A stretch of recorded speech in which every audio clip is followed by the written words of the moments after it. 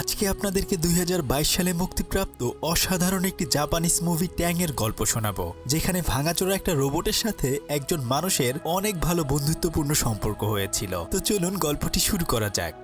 এই লোকটির নাম কেন। সে আসলে একজন ডাক্তার, তবে সে ডাক্তার হলেও একটা অ্যাক্সিডেন্টের কারণে অনেক দিন যাবৎ বাসায় এখন বেকার বসে আছে। বাড়িতে কোনো ধরনের কাজ না থাকাতে সে সারাদিন ভিডিও গেম খেলে পার করে দেয়। তাই সে একদিন সকালবেলা ঘুম থেকে উঠেই স্মার্ট ক্লাস পরে ভার্চুয়াল গেম খেলছিল। সে তার শত্রুদেরকে এক এক করে মারছিল, কিন্তু হঠাৎ করেই সে তার পেছনে শব্দ শুনতে পায়। সে যখন পেছনে ঘুরে তাকায়, সে দেখে যে তার পেছনে বাড়ির প্রধানমন্ত্রী রাগান্বিত হয়ে দাঁড়িয়ে আছে। আসলে সে প্রতিদিন এমন বাচ্চাদের মতো গেম খেলে বলে তার বউ অনেক বেশি রেগে আছে। তার বউয়ের নাম হচ্ছে অ্যামি। তার বউ তখন বলে, খেয়ে দিয়ে তো আর কোনো কাজ কাম নাই, তোমার সকাল হলেই বাচ্চাদের মতো গেম খেলতে শুরু করে দাও, তাই না? বাগানে গিয়ে দেখো নোংরা পুরনো একটা রোবট কোথা থেকে যেন এসেছে, ওটাকে তাড়িয়ে দিয়ে আসো যাও। কেন তার কথা একটুও পাত্তা দেয় না, কিন্তু তার বউ তখন একদম তেলে বেগুনে জ্বলে ওঠে। তাই বেচারা কেন রোবটটিকে তাড়ানোর জন্য বাগানে চলে যায়। আর ওই রোবটটি তখন ওখানে একটা গাছের নিচে দাঁড়িয়ে এক নজরে দুটো ঘোড়াকে দেখছিল। কেন তাকে পেছন থেকে ডাক দেয়। হঠাৎ করেই ক্যানের ডাক শুনে রোবটটি ভয়ে উল্টে পড়ে যায়। এরপর রোবটটি কোনো রকম নিজেকে ঠিক করে সোজা হয়ে বসে। ক্যান রোবটটির সামনে গিয়ে জিজ্ঞেস করে, তোমার নাম কি? ক্যানের এসব প্রশ্ন শুনে রোবটটি অবাক হয়ে তার দিকে তাকিয়ে থাকে।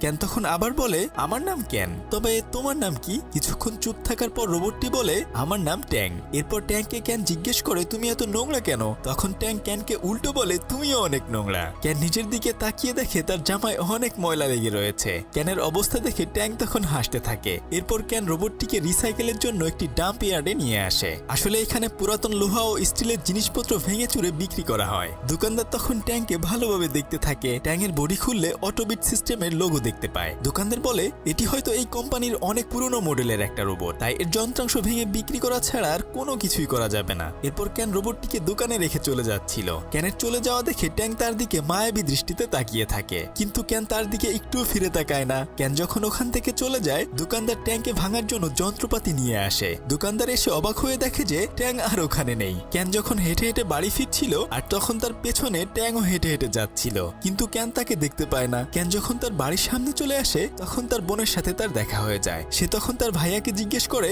গতকাল তোমার যে একটা ইন্টারভিউতে যাওয়ার কথা ছিল, সেখানে কি হয়েছে? কিন্তু ক্যান কোনো উত্তর না দিয়ে তার বোনকে এড়িয়ে ঘরে চলে যায়। আর ক্যানের বোন তখন গাড়ি নিয়ে ওখান থেকে চলে যায়। অন্যদিকে ক্যানের স্ত্রী এমির ফোনে একটি মেডিকেল সেন্টার থেকে কল আসে, আসলে যেখানে ক্যানের ইন্টারভিউ দেওয়ার কথা ছিল। ওই মেডিকেল সেন্টার থেকে এমিকে বলে, ক্যান গতকাল ইন্টারভিউ দিতে আসেনি। এটা শুনে এমি অনেক রেগে যায়। আর এর কিছুক্ষণ পরেই ক্যান বাড়িতে চলে আসে, কিন্তু তার পেছনে পেছনে ট্যাংও চলে আসে। ট্যাং যখন দেখে যে দরজা খোলা রয়েছে, সে তখন টুপ করে ঘরের ভিতর ঢুকে যায়। এরপর ট্যাং বাড়ির ভিতরে থাকা সবকিছু স্ক্যান করে দেখছিল। সে